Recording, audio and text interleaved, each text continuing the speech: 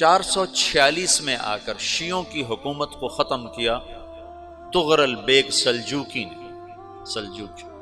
Seljuk مسلمان ہوئے تھے محمود غزنوی کے دور میں، سلجوک ان کے بڑے کا نام تھا۔ تو ایک دفعہ محمود غزنوی نے سلجوک سے پوچھا اگر مجھے تیری مدد کی ضرورت ہو تو کتنے آدمی پیش کر سکتے ہو؟ تو اس نے ایک تیر دیا، کہا یہ ایک تیر ہے میرا، کسی کو یہ تیر بھیج کر میرے علاقے میں بھیج دو تو چند گھنٹوں میں 1,00,000 تلواریں تیرا پہرا دینے کے لیے تیار ہوں، میرے پاس اتنی طاقت ہے۔ تو یہ سلجوک کی نسل میں تھا تغرل بیگ۔ اللہ تعالیٰ نے جب عرب زوال کا شکار ہو گئے اور ضعف کا شکار ہو گئے، جیسے بڑھاپے کا کوئی علاج نہیں، جب قوموں پہ زوال آتا ہے تو اس کا بھی کوئی علاج نہیں، پھر اور قوم کو جگہ ملتی ہے۔ جیسے بڑھاپا ایک فرد پہ آتا ہے، ایسے بڑھاپا قوم پہ آتا ہے۔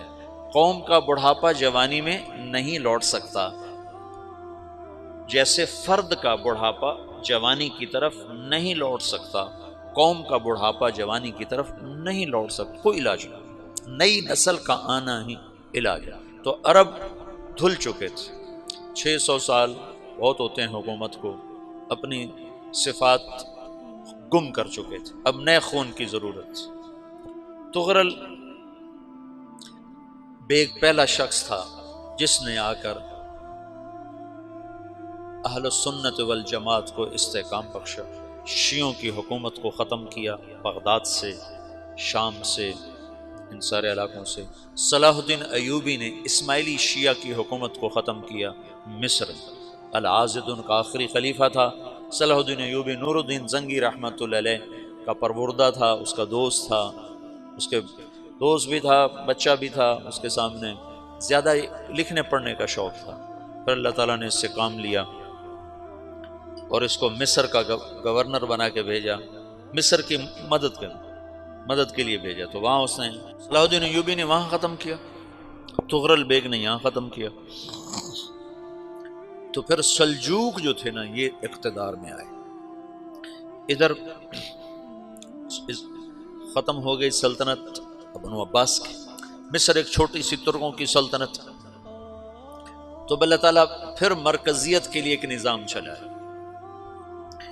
دو لشکر آپس میں لڑ رہے ہیں ایک میدان میں، ایک جنگلی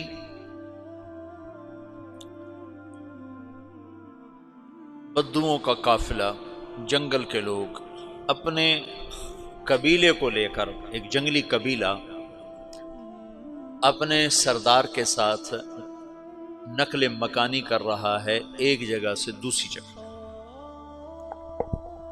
اللہ کا نظام کہ یہ لوگ چلتے چلتے چلتے اس وادی میں پہنچ گئے جہاں جنگ ہو رہی ہے، دو لشکر آپس میں لڑ رہے ہیں۔ جب یہ وہاں پہنچتے ہیں تو ایک لشکر کے قدم اکھڑ رہے ہیں اور دوسرا غالب آ رہا ہے۔ ان کو نہیں پتا شکست کھانے والے کون ہیں اور فتح پانے والے کون ہیں، ان کو نہیں پتا۔ اس جنگلی قبیلے کے سردار کا نام بھی تغرل ہے، تغرل۔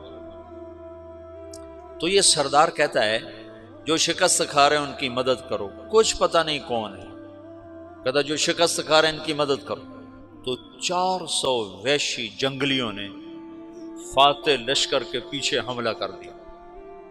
وہ تو ایک کافی ہوتا تو 400 دوڑ جب تلواریں پڑیں تو چند لمحوں میں نقشہ بدل گیا، بھاگنے والے جم گئے اور جمنے والے بھاگ پڑے۔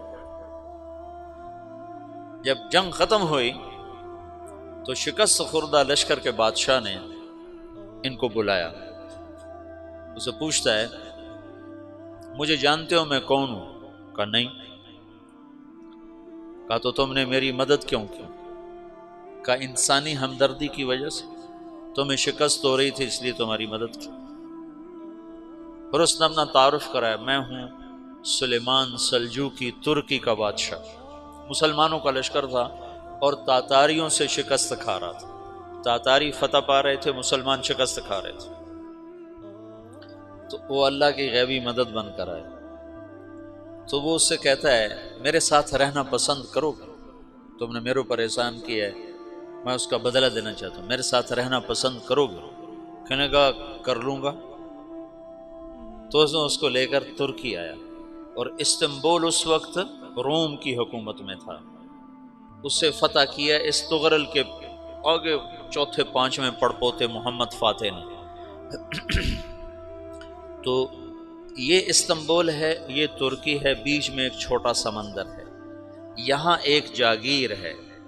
تو سلطان سلیمان کہتا ہے یہ جاگیر تجھے وقف ہے، ادھر سے رومی مجھے تنگ کرتے ہیں حملے کر کر کے، تو میرا دفاع کرتے رہنا، یہ جاگیر تیری ہے۔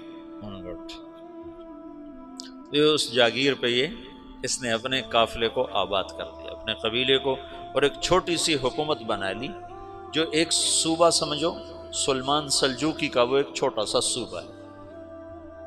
وہاں جب یہ رہ پڑا تو پھر یہ ایک شیخ کے بیت ہوتا ہے، وہاں شیخ طریقہ میں ان کے یہ بیت ہونے جاتا ہے، وہ اس کو رات اپنے پاس ٹھہراتا ہے، تو ایک کمرے میں ان کو ان کا خادم ٹھہراتا ہے۔ یہ جب کمرے میں جاتا ہے تو سامنے دیوار میں طاقچے پر قرآن پڑا ہوا ہے، تو یہ تغرل بیگ کہتا ہے یہ کیا ہے، یہ کیا ہے؟ تو وہ خادم کہتا ہے یہ کتاب اللہ ہے، قرآن ہے۔ اچھا، وہ اس کو وہاں چھوڑ کے باہر چلا جاتا ہے۔ وہ دیہاتی آدمی، جنگل کا رہنے والا، پہلی دفعہ زندگی میں قرآن دیکھا، وہ کہتا ہے یہ قرآن ہے، اللہ کی کتاب ہے، میں اللہ کی کتاب کے سامنے سو جاؤں، کتنی بے ادبی ہے۔ تو اس نے ایسے قرآن اٹھایا اور سر پہ رکھ لیا اور کھڑا ہو گیا، ساری رات قرآن سر پہ رکھ کے کھڑا رہا۔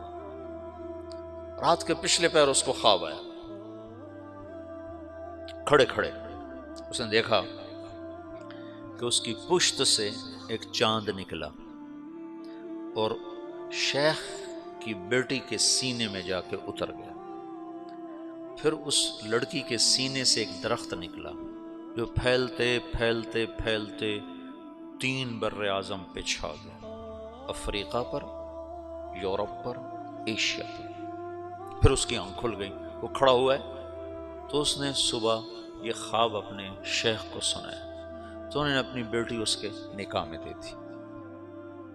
اس بیٹی سے ایک بچہ پیدا ہوا، تغرل بیگ نے اس کا نام رکھا عثمان، عثمانی ترک نام سنا ہوا، جو میں نے کل بتایا تھا کہ 1924 میں وہ خلافت ختم ہوئی۔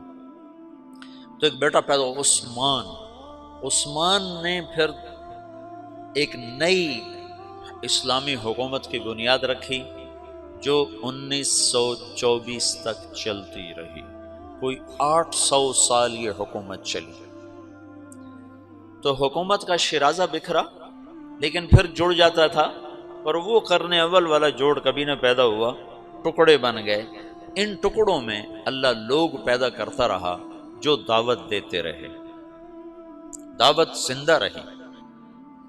جو تربیت کا نظام تصوف کے ساتھ تھا، اب وہ تبلیغ کے ساتھ